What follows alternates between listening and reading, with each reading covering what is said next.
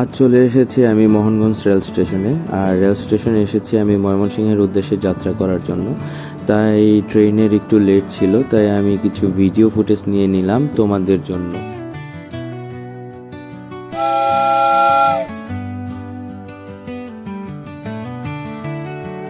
ট্রেনটাতে উঠতে না উঠতেই ট্রেনটা ময়মনসিংহের উদ্দেশ্যে রওনা হয়ে গেল। আর ট্রেনে ছিল প্রচণ্ড ভিড়, কারণ এইটা মোহনগঞ্জের একটা লোকাল ট্রেন। আর আমি লোকাল ট্রেনের সেকেন্ড ক্লাস কামরায় বসে প্রচণ্ড ভিড়ের মাঝে প্রকৃতির সৌন্দর্য উপভোগ করতে থাকলাম। আর এরই মাঝে কিছু ফুটেজ নিয়ে নিলাম তোমাদের মাঝে শেয়ার করার জন্য আমার একটা মিনি ব্লগ।